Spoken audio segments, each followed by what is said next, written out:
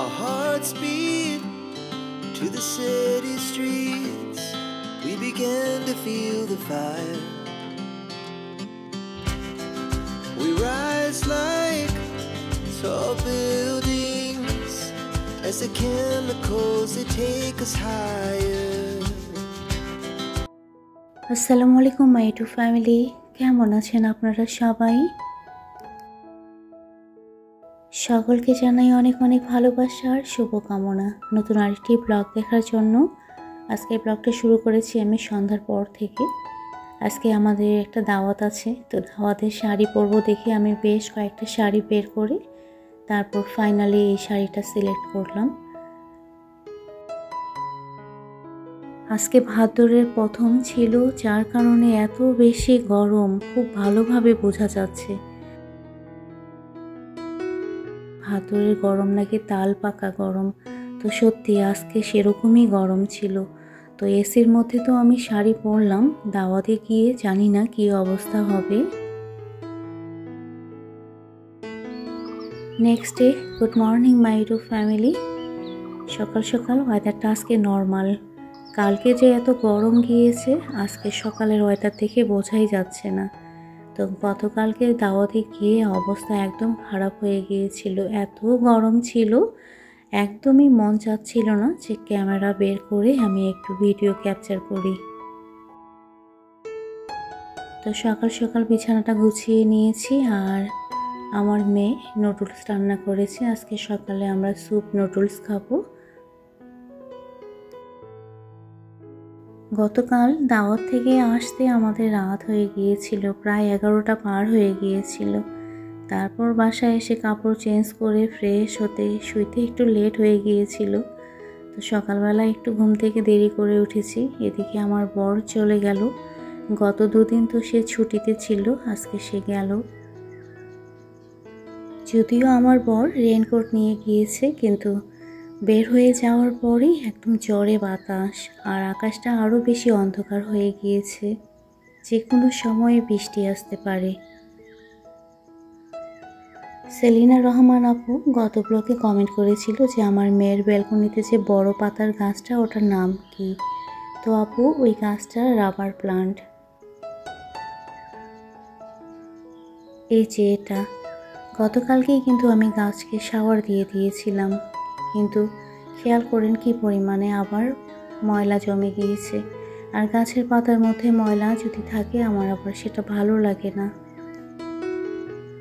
তো আমি সুতি কাপড়ের মধ্যে হালকা পানি দিয়ে ভিজিয়ে পাতাগুলো এইভাবে পরিষ্কার করে নিই। আর আমার কাছে মনে হয় গাছের পাতা পরিষ্কার থাকলে গাছের পাতার সাথে মানুষের মনও পরিষ্কার থাকে। মনের মধ্যে কষ্ট ফিল করলে গাছের সঙ্গে সময় কাটাবেন, গাছের পাতা পরিষ্কার করলে দেখবেন যে মনের কষ্টটা অনেকটা দূর হয়ে গিয়েছে। আমি যেটা করি বাস সেটাই শেয়ার করলাম। গত ব্লকে নাসিম সরকার 9069, আয়েশা সিদ্দিকা 9280 আইডি থেকে কমেন্ট করে জানতে চেয়েছে জেড প্লান্ট আমি কিভাবে যত্ন করি। তাছাড়া আরেকজন আপুও জানতে চেয়েছে আমি জেড প্লান্টের ক্ষেত্রে মাটিটা কিভাবে তৈরি করি। তো আজকে আমি এই 3 জনের আপুর রিকোয়েস্টে একটু বলে দেব। জেড প্লান্ট পরিচর্যার ক্ষেত্রে সেরকম কোনো কিছু নাই, বাস জেড প্লান্ট রোদ পছন্দ করে, এমন জায়গায় রাখতে হবে যেন দিনে অন্তত 2 থেকে 3 ঘন্টা সে পর্যাপ্ত পরিমাণে রোদ পায়। আর মাটির ক্ষেত্রে যেটা করতে লাগবে, বালির পরিমাণটা একটু বেশি দিতে লাগবে, বালি বা কোকোপিট। কারণ কাদাযুক্ত যদি মাটি হয় তাহলে জেড প্লান্ট কিন্তু গোড়া পচে যায় আর তখন মারা যায়। সাজিদা চৌধুরী জানতে চেয়েছে যে আমি যে ব্যালকনিতে গাছ লাগিয়েছি কিসের মধ্যে লাগিয়েছি। এই যে এগুলো কিন্তু পাইপ, পুরনো পাইপ নষ্ট হয়ে পড়েছিল, তো আমি সেগুলো কাটিং করে গাছ লাগিয়ে দিয়েছি। আর পাইপের 2 সাইডে আমি শলা আছে যে শলা লাগিয়ে দিয়েছি, ওটা দিয়ে তাহলে মাটি পড়ে যায় না। আর এইভাবে গাছ লাগাতে দেখতে কিন্তু বেশি ভালো লাগে। আর পাইপ আমি কালার করে দিয়েছি ব্ল্যাক আর হোয়াইট। গত ব্লগে আমার মেয়ের ব্যালকনি সবাই পছন্দ করেছে, অনেক সুন্দর সুন্দর কমেন্ট করেছে। তো সকল আপুদের অসংখ্য ধন্যবাদ যে আমার মেয়ের ব্যালকনিটা তোমরা সবাই পছন্দ করেছো। আর এই প্লান্টের নাম আমি জিজ্ঞেস করেছিলাম, বলেছিলাম যে আমি জানি না। তো এটা আইস প্লান্ট। আপুরা খুব সুন্দরভাবে আমাকে কমেন্টের মাধ্যমে জানিয়ে দিয়েছে। তো আপু তোমাদের সকলকে অসংখ্য ধন্যবাদ আর ভালোবাসা। আর এদিকে খেয়াল করেছেন বৃষ্টি শুরু হয়ে গিয়েছে, কিন্তু এখন সেরকম বাতাস নাই। তো আমি একটু বৃষ্টিটা উপভোগ করলাম, কিন্তু পানি আসতেছিল দেখে জানালা লাগিয়ে দিলাম। আরেকটা জিনিস এখন শেয়ার করব, খেয়াল করেন। আপনারা কিছু খেয়াল করেছেন এটা কিসের গাছ আর কি ধরে আছে? ছাদে যে আমাদের ঝিঙ্গা গাছ আছে সেটা একদম প্রাচীর বেয়ে চলে এসেছে নিচে, আর দুটো ঝিঙ্গা ধরেছে। নেক্সট যখন বড় হবে তখন আমাকে আর ছাদে গিয়ে তুলতে লাগবে না, আমি ব্যালকনি থেকেই ঝিঙ্গা তুলে নিতে পারবো। একদম মুষলধারে বৃষ্টি, তার সঙ্গে বাতাস। আমি একটু ভিডিও ক্যাপচার করব দেখে আমার ব্যালকনিতে চলে এসেছি। আরেকটা জিনিস খেয়াল করেন, ওই যে ঝুলে আছে ওটা কিন্তু সিম গাছ, ছাদ থেকে একদম নিচে ঝুলে গিয়েছে। আয়েশা সিদ্দিকা 9280 আইডি থেকে আপু জানতে চেয়েছিল যে আমি কয়তলায় থাকি আর আমাদের ছাদ বাগানটা কয়তলায়। তো আপু আমি 3 তলায় থাকি আর আমাদের মাথার উপরেই আমাদের ছাদ বাগান। অসংখ্য ধন্যবাদ আপু। এদিকে এই বৃষ্টির মধ্যেই আমার মেয়ে চলে গেল ইউনিভার্সিটিতে, কারণ ওর আজকে পরীক্ষা আছে। আর আমি ড্রয়িং রুমে আজকে একটু সময় দেব। ড্রয়িং রুমে সময় দেওয়ার আগে আবার চলে এসেছি রান্নাঘরে। আমার ছেলে আর তার ফ্রেন্ড এসেছে, একদম বৃষ্টিতে ভিজে, কি অবস্থা ওদের। তো ওদের জন্য একটু নাস্তা বানিয়ে নেব, তারপর ড্রয়িং রুমে সময় দেব।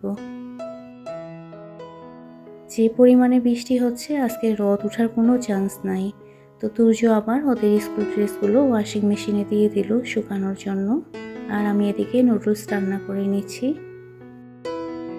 সামিরা তানিশা W8W আইডি থেকে কমেন্ট করেছিল, আসসালামু আলাইকুম জসনা আপু, কেমন আছো? আমি তোমার একজন নীরব দর্শক, কখনো কমেন্ট করিনি। তোমার কাছে একটি আবদার, প্লিজ আবদারটা রেখো। তোমার রান্নাঘরের খাবারের যে রুটিনটা কাছ থেকে একটু দেখিয়ে দিও। আল্লাহর কাছে প্রার্থনা করি তুমি সবসময় ভালো থেকো পরিবার নিয়ে। সামিরা তানিশা আপুর রিকোয়েস্টে আমি আমার বাসার যে খাবারের রুটিন সেটা একটু দেখিয়ে দিলাম। যদিও এক সময় আমরা এই রুটিন অনুযায়ী খাবার রান্না করতাম, এখন রেগুলার করা হয় না, মাঝে মাঝে করা হয়। কারণ এই রুটিন অনুযায়ী খাবার যদি আমি রান্না করতে যাই তাহলে আমার শরীরের মধ্যে অনেক বেশি প্রেশার পড়বে। এখন ডিপেন্ড করে শরীর ভালো আর মন্দের উপরে খাবার রান্না করাটা। এদিকে নুডলস হয়ে গিয়েছে রান্না আমার, আমি বাটির মধ্যে তুলে নিচ্ছি। আর নুডলসের সঙ্গে দেব কিছু ড্রাই ফ্রুটস। তো সামিরা আপু, নাসিম সরকার, আয়েশা সিদ্দিকা আর সেলিনা রহমান আপু, তোমাদের অসংখ্য ধন্যবাদ। তোমরা ভালোবাসা দিয়ে আমার ভিডিও দেখে কমেন্ট করেছো। আশা করি তোমাদের কমেন্টের রিপ্লাই আমি ভালোভাবে দিতে পেরেছি। আপু তোমরাও সবাই ভালো থেকো। এদিকে বাচ্চাদেরকে খাবার দিয়ে দিয়েছি আমি, ওরা ক্যামেরায় আসতে চাচ্ছিল না, আমিও আর জোর করলাম না। এখন আমি জানালাগুলো খুলে দেব কারণ বৃষ্টি সেরে গিয়েছে। ড্রয়িং রুমে এখন আমি কিছুটা সময় কাটাবো বলতে আজকে ড্রয়িং রুমটা ডিপ ক্লিন করব। আসলে রান্নাবান্নার কাজে যখন রান্নাঘরে সময় কাটাই তখন এদিকে কিছুটা হলেও সময় দেওয়া হয়, কিন্তু ডিপ ক্লিনের ব্যাপারটা আসলে রান্নার পাশাপাশি দেওয়া যায় না। তো যেহেতু আজকে রান্নাবান্না কোনো কিছুই করতে হবে না আমাকে, এজন্য ড্রয়িং রুমে আজকে আমি সময় দেব। আচ্ছা, এই পর্যায়ে এসে বরাবরের মতো রিকোয়েস্ট করি, যারা এখনও আমার ভিডিওতে লাইক করেনি প্লিজ ভিডিওতে একটা লাইক করে দিয়ে, আর ভিডিওটা যদি ভালো লেগে থাকে তাহলে ভিডিও রিলেটেড একটা হেলদি কমেন্ট করে দেবেন। ওকে, অফ ক্যামেরায় কিন্তু আমি ঝুল ঝেড়ে নিয়েছিলাম। এখন ড্রয়িং রুমের সোফা, জানালা, দরজা এগুলো সব আমি ঝেড়ে মুছে নেব। আর ড্রয়িং রুম রিলেটেড একটা কমেন্ট এসেছিল গত ব্লগে, তো ওই কমেন্টটা আমি এখন পড়ব। কমেন্ট করেছিল রাবিয়া মালিক নাসরিন। আপুর কমেন্টটা এরকম, আসসালামু আলাইকুম, I hope you are okay because you are a strong plus intelligent lady. If you don't mind, can you will show me close DIY of the drawing room area plus outside wall? When your husband out room door, there are a DIY like that mirror. If you tell me about it explained, take care yourself and pray for me.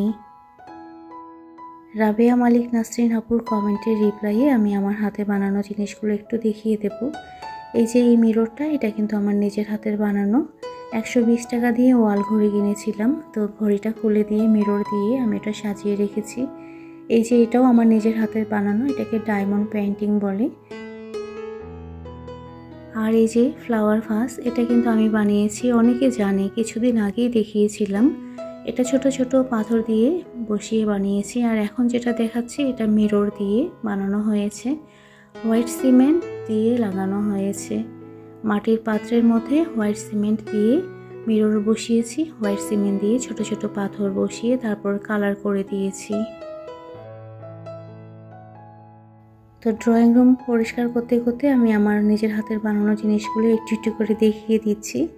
আর রাবেয়া মালিক নাসরিন আপু, তোমাকে অসংখ্য ধন্যবাদ আর ভালোবাসা। তুমি তোমার ভালোবাসা দিয়ে আমার ভিডিও দেখে কমেন্ট করেছো। সত্যি আপু, আমি চিরকৃতজ্ঞ। তুমি ভালো থেকো। আর আপু খেয়াল করো, এটা যে আমি দেখাচ্ছি এটা কিন্তু মাটির পাতিল, এটাতে আমি মিরর বসিয়েছি আর কালার করেছি গোল্ডেন কালার।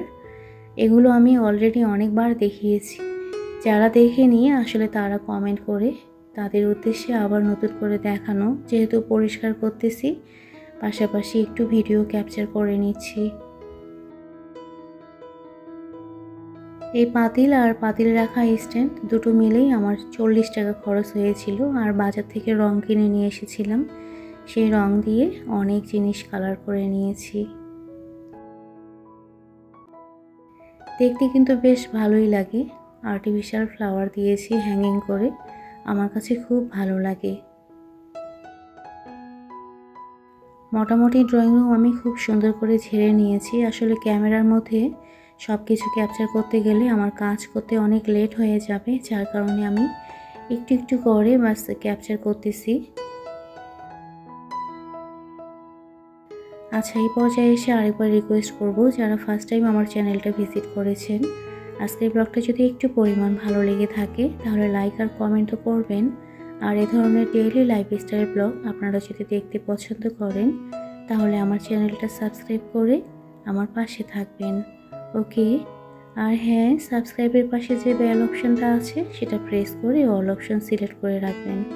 তাহলে যখন আমি ভিডিও আপলোড করব আপনাদের কাছে নোটিফিকেশন চলে যাবে আর আপনারা আপনাদের সুবিধা মতো সময়ে দেখে নিতে পারবেন।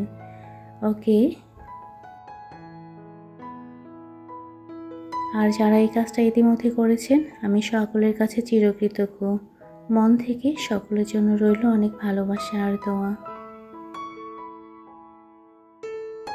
আচ্ছা, একটা কথা, আজকের ভিডিওতে যদি বাচ্চাদের ভয়েস শুনতে পান তাহলে প্লিজ একটু ক্ষমা দৃষ্টিতে আমার ভিডিওটা দেখে নেবেন, কারণ পাশের বাসায় বাচ্চারা অনেক চিৎকার করতেছে, মেবি সাউন্ড আসতে পারে ভিডিওতে।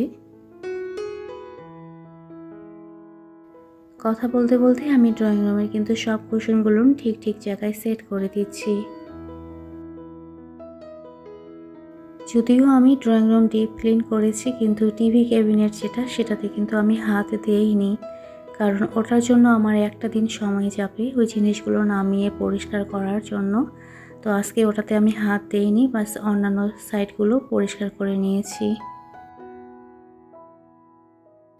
এখন ড্রয়িং রুমের সেন্টার টেবিলটা আজকে আমি একটু ফ্রেশ প্লান্ট দিয়ে সাজিয়ে নেব। তো প্রথমে যে আমি ট্রেটা দিচ্ছি, ট্রের মধ্যে যে কাজ করা কবুতরের ডানা দিয়ে, এটা আমার নিজের হাতের বানানো। আর এখন নিয়ে এসেছি কিছু ফ্রেশ প্লান্টস, এগুলো দিয়ে ড্রয়িং রুমটা সুন্দর করে সাজিয়ে নেব।